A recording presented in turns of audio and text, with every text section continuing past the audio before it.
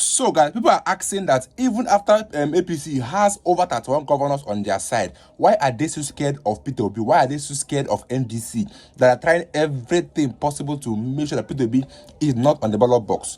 And of recent, Peter Obi came out and told others, no matter what the APC tries, that he will be in the ballots in the next election. So many are reacting that APC are scared of Peter Obi. This one is coming from Tambuwal. He said that APC is after Peter Obi. They don't want him on the ballot in 2027. Aminu Tambuwal revealed. You are going to watch the video. Now, this is from Chief Ahmed. He said that the only person Tinubu does not want on the ballot is Peter Obi.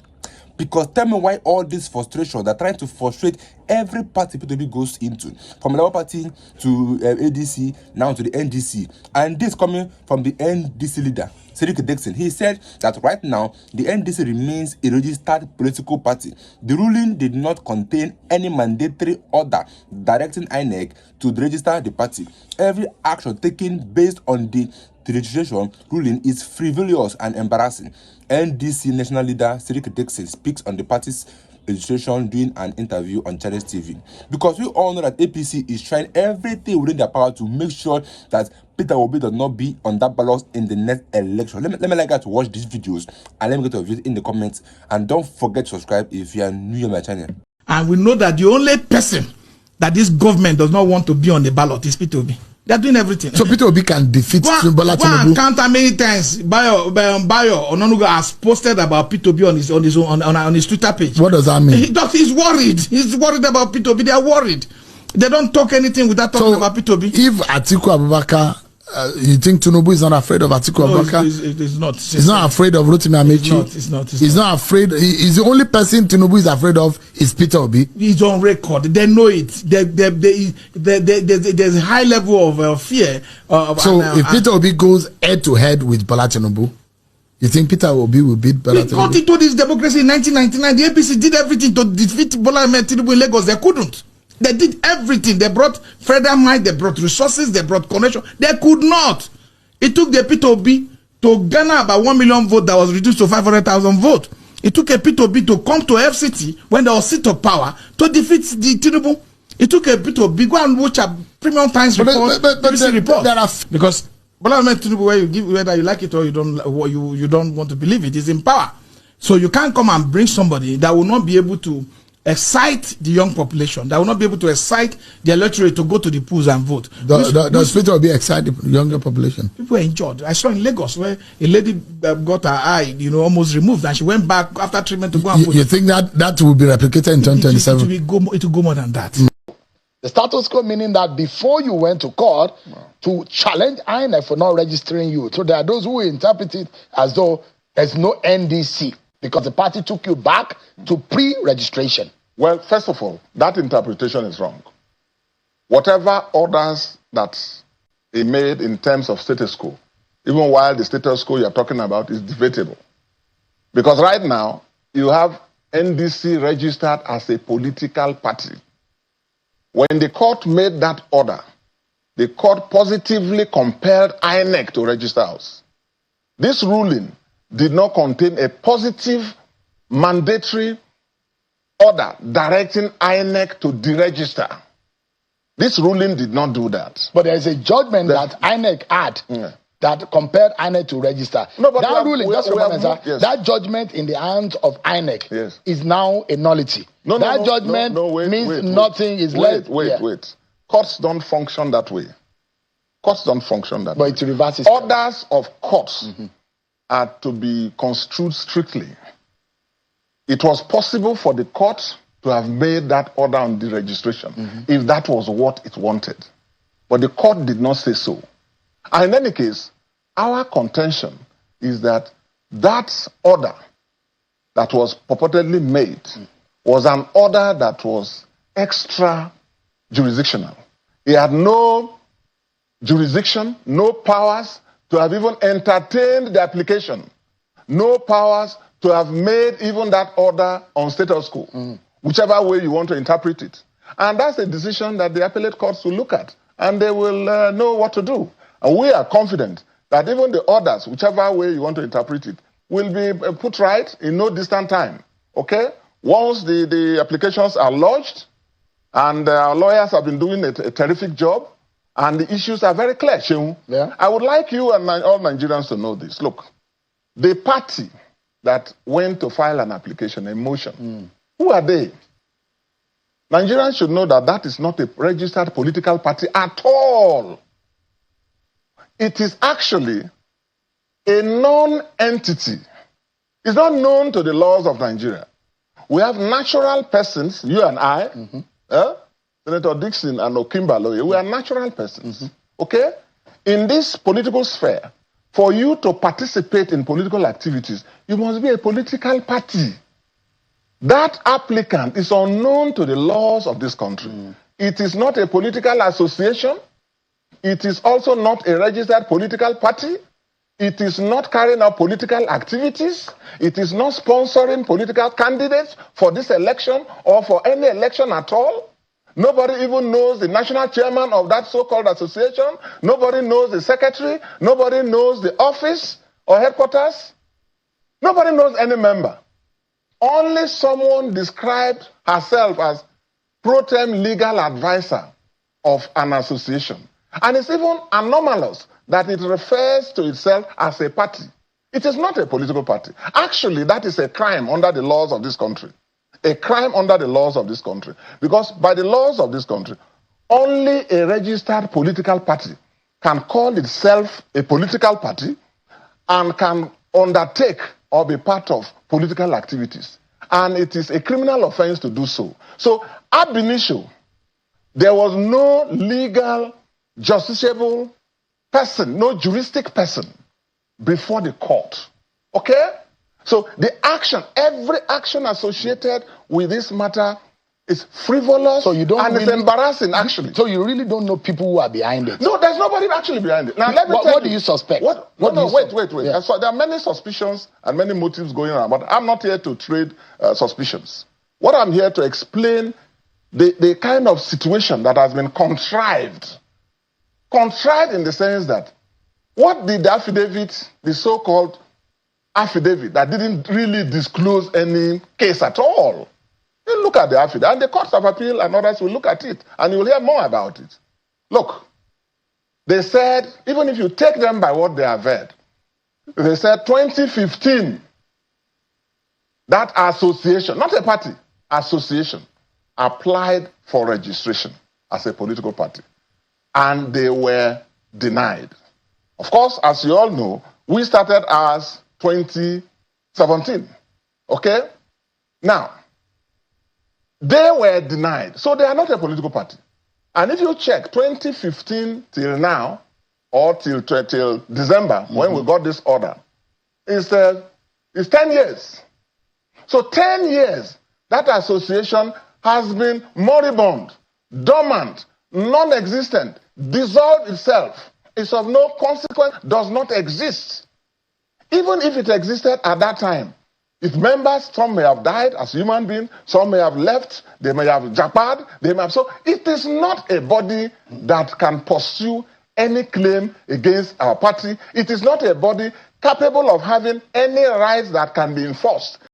It is no coincidence that the same week that Peter Obi called for the resignation of Bola Tinubu for the manhandling and mishandling of the Nigerian economy vis-a-vis insecurity and everything, the same week that serious pressure of being on this presidency, a court judgment springs out from nowhere in one of the worst states in Nigeria called Kogi, that its former governor was wanted by EFCC and is currently one of the besties of the president, Yaya Bello, Kogi State. And in the court judgment, it's no longer news, I think everybody must have seen it, demanding INEC strip NDC out as a party from a group that is not a political party. How can a group that is not a political party claim that the logo, that the peace logo of NDC is their own? So therefore, INEC should remove NDC as a party. For my Nigerian are serious clues though. But what beats my imagination is something that for so many people always use and say he came distant third. Why so much fear? Why are you so scared of this man that came distant third contesting for the presidency? It is simple for Nigerians, for all the unassuming Nigerians that are wondering, that if this man came this time third, he shouldn't be a threat to you. As some people claim, I see all their people go on major TV stations and say, Tinubu will win 22 states. Tinubu will win 100. Tinubu will win 100 states. Peter will not win one state. Why is he a problem to you? Why not want him to be on the ballot? But it's funny to me, right? But it's also important Nigerians understand what is at stake. That these criminals in power will not go down without a fight. Many people have been saying that for so long, that a revolution is the way out, that you cannot take Tinubu out of the ballot, through the ballot. Why I tend to probably agree, I also understand the power of the people. We have not yet shown the power of the people.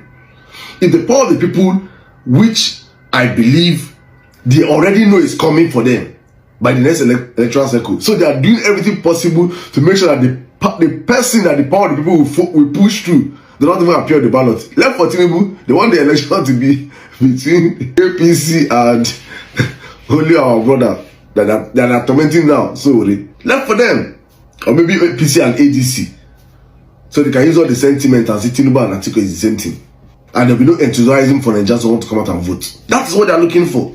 So Tinubu and gang, how far? Allow the man that came this time third now. Allow him. Why are you scared? Because you know the truth. You know what is coming for you people. You know what is coming for you people, that you guys have been an absolute disaster that have destroyed this country, and your time and the gig is up. Pack your load. Because one way or the other, you will be sent out of Aso Rock next year. Either through the ballot or through the Nepal way. One way or the other, you will leave Aso Rock next year. Nigeria does not belong to you. It belongs to we the people. And it's our turn, and we have decided that you have failed woefully, and it is your time to go. Your wife came out and said it now, that you have tried all your best, you're doing your best, and your best is in akara, kuli and corn, abado. That's your best. Unfortunately, your best is not good enough for even a councillor. Not talk about a local government chairman, or a governor, or the presidency itself. Your best is calamity to Nigerians. Please pack your load and go. And this is just my call to Nigerians. Please get ready, because any moment from now, Nigerians should be ready to take back their country. If they're not ready to give us our candidate on the ballot, we said we're not ready to give them the country that they want. We should get into that mind frame that if Tinubu is not willing to conduct an elections, Nigerians should be willing and ready to pursue him even before the election time. We should be ready for it. This should start becoming mainstream conversations. Nigeria does not belong to Tinubu and Sons. It belongs to every single one of us. We are all equal stakeholders in this nation called Nigeria. No one is more Nigerian than the next person. No one. Not Tinubu, not Wiki, not those corrupt judges. None. About these gains, these wins based on this joint operation, if we don't deal with the fundamental challenges, we're still going to see a regrouping, more radicalization. And it's just about the next person who is going to come. So good one. And then, of course, let me not forget the financiers. If you don't go after the big ones who are the, pipers pulling the strings of the puppets, we will continue to see this play on ground. FCCPC doing their job, absolutely correct. Rufai, you often said that, they say in Nigeria, what goes up never comes down. This cannot be the situation where consumers are taken advantage of. The hike in the price of PMS was said to be as a result of the conflict in the Middle East, rising oil prices. Now, following the peace deal, or at least the ceasefire between America and Iran, there ought to be, coming down of those prices. So FCCPC, well within their rights. NDC with deregistration, I believe the next option is that based on the tight timeline, they would have to look for options around appealing this judgment. But again, we'll come back to the judiciary system and what is said to be forum shopping, rascality in terms of certain judgments given. Rufai, your take on these stories. Thank you so much. So I will start pretty much with a series I started as regards the contractors and government. So I've heard from the government side, the government keeps insisting that they actually paid that 700 billion that they started paying since January. And but the other side, the contractor side, I heard was the fact that it didn't come to their members. So government now is saying that, we should know that there were other contractors too. So other contractors were those that were paid part of the 700 billion. The Association of Nigeria Indigenous Contractors are saying that this tranche, it was only 40 billion, they say, and cumulatively, that they've not even been paid that 700 billion. So it's about the two sides. I think two sides can, coalesce, have a common front, and ensure that the payments are made. That's the most important thing. And this is, my charge to both of the sides this morning. Let me start with NDC registration. I'm not surprised. I think I predicted it here. Prophets will fire. Oh, yeah. I mean, I said it. Can I predict again? Please go ahead. More will happen. You know why? Why? There's a grand attempt to ensure that opposition is weakened before the election. Write it down. Grand attempt. Have you scrutinized the judgment? Have you seen the CTC? No, I haven't. Peter Obi went to the NDC on the 3rd of May. That case was filed on the 5th of May in court. A lot of people have not even scrutinized that part I said. Peter Obi officially went to the NDC on the 3rd of May. The case was filed on the 5th of May by yet again another, faceless group and all of that. Just like the one with the ADC, the same pattern. And this justice give them. Like I predicted that since then, nothing has happened to Lifu. The only thing he got was a reprimand by the Court of Appeal. Verbal reprimand. The verbal reprimand. These two will go like that. So it's a direct orchestration. I think the opposition party should not sleep. They're going to have more. I mean, we've all seen the judgment. I don't want to go into legalese. It falls flat on its feet again. So the NDC has said they're going to get a stay of execution. Let's see. I would like to advise INEC, please give them the issuance code. It's not a big deal. Let parties be able to upload. Because everything is looking like a grounds conspiracy when you look at this election cycle. And I don't know why some people are jittery. You see, if you are confident, let opposition into the race. Don't hold them back. Don't do anything. Don't. You see, this idea that we say that I will not allow peace reign in my enemy's camp. Let your enemies breathe. Come into the race. If you say you have stake in the Nigerian people, that you are confident in them, let them. Let's not tamper with the election. Let's not touch it. If you are confident, let it go. Don't do all of this. Because all of this you are doing, in case the advisors are not advising you people well, you're already tainting the credibility of the election. By the time the elections will come, anything that happens, these are part of the stories we are going to tell. So if you feel you can win freely. Nobody's holding you from winning. But all of this shenanigan, all of this kangaroo manipulation and all of that, it's not fair. So it goes back to our initial premise that a lot of people try defending that. Say, they are not attacking the opposition. They have their own internal scoreboard. It's obvious. Peter Obi moved to NDC on the 3rd of May. The case was filed 5th of May. The question is, these parties, didn't they feel disgruntled with all this while? All of a sudden. All of a sudden. So that's what's happening. FCCPC. Open the prisons because we're ready to come in there. We will not watch the manipulation or machination of the 2027 election. It won't happen. In out of the scripts of his masters. That's what he's doing. And he's doing it unashamedly. He's doing it soullessly. I have never seen a man so bereft of scruples, and I say that without fear of querulous critics. If he has any left in him, he should resign and go back home with some honor. If he has any left in him, he should resign, throw back this mess to the APC and tell them that he cannot manipulate the process any further. If he has any scruples in him, he should think about the future of his children and the name after now. That's actually my advice to him, because you see, this electoral sabotage will lead to no good. And I said this without doubts. Victor, the time has come, and we're saying this clearly to the APC and to the Bola Ahmed Tinubu administration. Open the jails. Open the prisons because we're ready to come in there. We will not watch the manipulation or machination of the 2027 election. It won't happen. We are organizing. Victor, we're not agonizing no more. They have come clearly to tell us that if you don't know, we're rigging 2027. And we're saying that we know that you want to rig 2027, but we will not allow it. So it's going to be the meeting of two forces, Victor. And what do they have? The prisons, the jails, the police, the DMI, the DSS. That's what they have. So set them after us. That's what we're saying.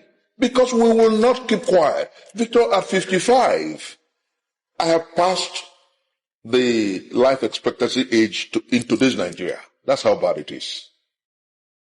I see younger people die of heart attack. I see younger people die of stroke.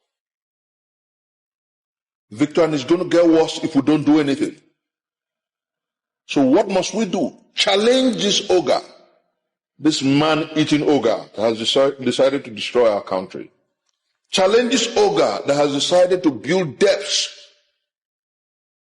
for Nigerians in the future. Oh, you don't know how bad it is. Just a few days ago, the Senate, the Rogue Senate, approved another $6 billion loan.